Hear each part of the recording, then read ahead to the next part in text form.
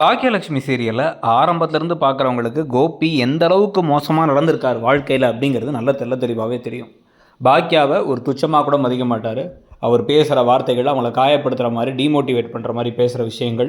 ஈஸ்வரி எந்த அளவுக்கு இப்போ திருப்பி சொல்லிட்டு இருக்காங்களோ, பாக்கியாவை நீ செய்கிறதெல்லாம் ஒன்றும் அதாகாதுங்கிறாங்களோ, அதுக்கு ஈக்குவலாக அதை விட அதிகமாக அவங்கள மதிக்காமலே கூட மட்டும் வாழ்ந்து 3 பிள்ளைகளை மட்டும் சுற்றிக்கிட்டு இருந்தார்.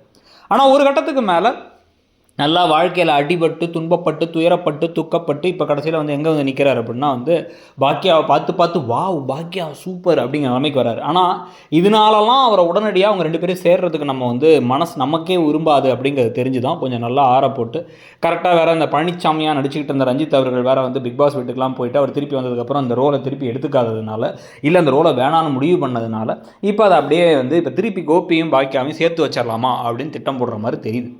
அதுக்கேற்ற மாதிரி தான் பார்த்திங்கன்னா ஒவ்வொரு விஷயங்கள்லாம் நடக்குது. எல்லாருமே எதிர்த்து பேசும்போது கூட பாக்கியாவை புரிஞ்சுக்கிறது யாருன்னு பார்த்தா இப்போ கோபின்னு புதுசாக ஒரு உருட்டை உருட்டிகிட்டு இருக்காங்க. அந்த மனமாற்றங்கள் சில பேர் வாழ்க்கையில் நிஜமாக நடக்கும் தான். ஆனால் பாக்கியாவுக்கு தனியாகவே இருந்துடலாங்கிற அளவுக்கு ஒரு பக்கம் பேசிட்டு இன்னொரு பக்கம் அப்படி கோபி கூட திருப்பி சேர்ந்து வாழ்ந்துடலாம் அப்படின்னு ஈஸ்வரி பேசுகிற பூமர்த்தனமான பேச்சுகளும் கொஞ்சம் கொஞ்சமாக அடிபடவும் ஆரம்பிக்குது.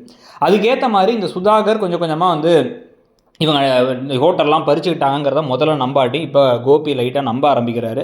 ப்ளஸ் இப்போ அந்த புது கடையும் கெடுத்து விடலான்னு சுதாகர் ஏதாச்சும் பண்ணார். இவங்க திருப்பி சவால்லாம் விட்டு இனியா முன்னாடி எல்லாரும் முன்னாடி நான் புது பிஸ்னஸ் ஆரம்பிக்க போகிறேன்லாம் பேசினதுக்கு பிறகு பிரச்சனைகள் கொடுக்கும்போது கோபி அப்படியே ஹீரோ மாதிரி கூட என் ஒய்ஃப் கிட்ட தான் நீ பறிக்கலான்னு பார்த்தியா, என் எக்ஸ் ஒய்ஃபாக இருந்தாலும் என் மனசில் என் பிள்ளைங்களோட அம்மா அப்படி இப்படின்னு வசனம்லாம் பேசி பலான்னு அரைகிற மாதிரி விஷயங்கள் அரைஞ்சி சுதாகர்கிட்ட நேரடியாக நின்று சம்மந்தின்னு கூட பார்க்க மாட்டேன், மரியாதை கெட்டுரும் பார்த்துக்கோ அப்படிங்கிற மாதிரி பேசுகிற விஷயங்கள் நடக்கிறதுக்கான வாய்ப்புகள்.